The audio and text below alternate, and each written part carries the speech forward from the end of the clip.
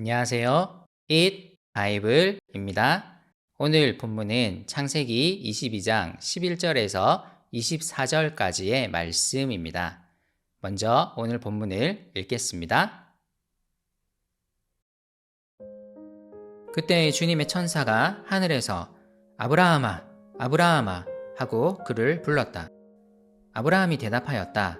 예, 여기 있습니다. 천사가 말하였다. 그 아이에게 손을 대지 말아라. 그 아이에게 아무 일도 하지 말아라. 내가 너의 아들, 너의 외아들까지도 나에게 아끼지 아니하니 내가 하나님 두려워하는 줄을 내가 이제 알았다.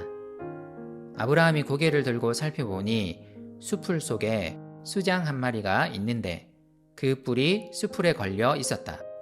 가서 그 수장을 잡아다가 아들 대신에 그것으로 번제를 드렸다. 이런 일이 있었으므로 아브라함이 그곳 이름을 여호와 이레라고 하였다. 오늘날까지도 사람들은 주님의 산에서 준비될 것이다 는 말을 한다. 주님의 천사가 하늘에서 두 번째로 아브라함을 불러서 말하였다. 주님의 말씀이다. 내가 친히 맹세한다. 내가 이렇게 너의 아들까지 너의 외아들까지 아끼지 않았으니 내가 반드시 너에게 큰 복을 주며 너의 자손이 크게 불어나서 하늘의 별처럼 바닷가의 모래처럼 많아지게 하겠다. 너의 자손은 원수의 성을 차지할 것이다. 내가 나에게 복종하였으니 세상 모든 민족이 내 자손의 덕을 입어서 복을 받게 될 것이다. 아브라함이 그의 종들에게로 돌아왔다. 그들은 브엘세바 쪽으로 길을 떠났다. 아브라함은 브엘세바에서 살았다. 이런 일이 있은 지 얼마 뒤에 아브라함은 밀가가 자식들을 낳았다는 말을 들었다. 밀가와 아브라함의 동생 나홀 사이에서 아들들이 태어났는데 맏아들은 우스이고 그 아래로 부스와 아람의 아버지 그무엘과 게셋과 하소와 빌다스와 이들랍과 부두엘과 같은 동생들이 태어났다. 부두엘은 리브가의 아버지이다. 이 8형제는 아브라함의 동생 나홀과 그 아내 밀가 사이에서 태어났다. 나홀의 첩 르우마도 데바와 가함과 다하스와 마아가 등 4형제를 낳았다. 하나님이 말씀하신 곳에 이른 아브라함은 천천히 제단 하나를 쌓았습니다. 제단 위에 장작을 펼쳐 놓은 다음 아들 이삭을 묵습니다. 그 어느 때보다도 시간이 천천히 흘렀을 것입니다.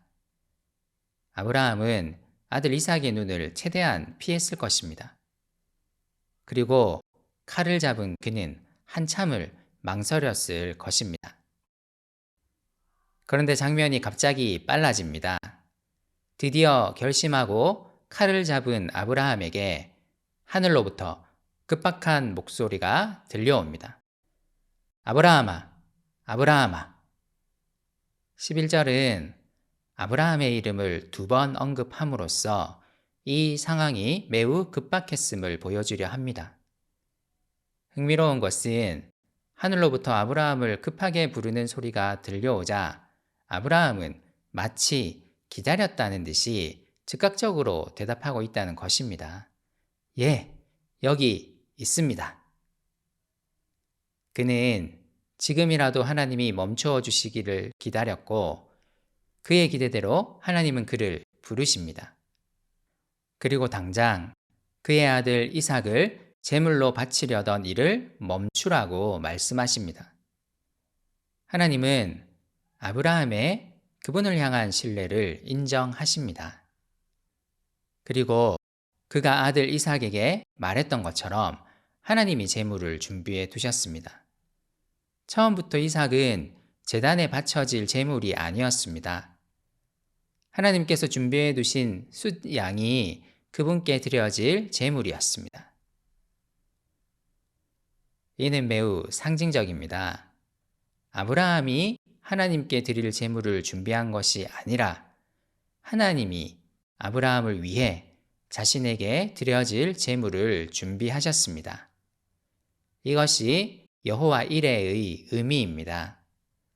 하나님은 사람들에게 그를 위한 제물을 요구하시지 않고 그분이 직접 사람들을 위해 그분께 드려질 제물을 준비하실 것입니다. 아브라함의 아들이 아닌 그의 아들을 사람들을 위해 주실 것입니다. 여호와 이레의 하나님은 앞으로 오실 예수님에 대한 강력한 예표라고 할 수 있습니다. 그리고 하나님은 천사를 통해 아브라함을 다시 부르십니다. 그리고 다시 자손에 대한 복을 재확인해 주십니다. 그의 믿음의 계보를 따르는 자손들이 크게 불어날 것입니다. 그리고 이 자손들을 통해 세상 모든 민족이 하나님의 복을 얻게 될 것입니다. 하나님의 언약과 아브라함의 순종은 이제 조화를 이루었습니다. 아브라함은 하나님의 말씀을 신뢰하여 그 말씀을 따라 행했고 그의 믿음으로 인해 그의 자손들은 세상에서 복의 근원으로 살아가게 될 것입니다. 하나님은 그분의 약속을 반드시 지키실 것입니다. 그리고 19절은 아브라함이 그의 종들에게 다시 돌아왔다고 묘사함으로써 그가 이삭을 데려가기 전 그의 종들에게 했던 약속을 다시 떠올리도록 만듭니다. 그가 하나님을 신뢰하며 했던 약속이 이루어졌습니다. 하나님은 신실한 분이십니다. 아브라함이 점점 그분을 의지하도록 이끌어가고 계십니다. 오늘 우리 삶에도 이렇게 일하실 것임을 신뢰했으면 좋겠습니다. 또한 오늘 본문은 아브라함의 동생 나홀의 아들들의 이름을 언급하면서 이야기를 끝냅니다. 많은 아들들의 이름보다 주목할 이름은 여기에 등장하는 단 한 명의 나홀의 여자 자손 이름입니다. 바로 리브가입니다. 이 짧은 족보는 앞으로 이삭의 아내가 될 리브가에게 초점을 맞추고 있습니다. 리브가를 언급함으로써 17절에 나오는 하나님의 약속, 곧 하늘의 별, 바닷가의 모래와 같은 자손에 대한 약속이 반드시 이루어질 것임을 암시하고 있습니다. 오늘 말씀이 어떻게 다가옵니까? 하나님은 아브라함의 수많은 실수에도 불구하고 그를 믿음의 길로 계속 인도하십니다. 그리고 그분이 직접 아브라함을 위해 그분께 드려질 제물을 준비하셨습니다. 또한 하나님은 그의 아들을 우리에게 주심으로써 우리를 향한 그분의 사랑과 은혜를 드러내셨습니다. 우리도 앞으로 계속 넘어질 것입니다. 하지만 하나님은 우리를 계속 믿음의 길로 이끌어 가실 것입니다.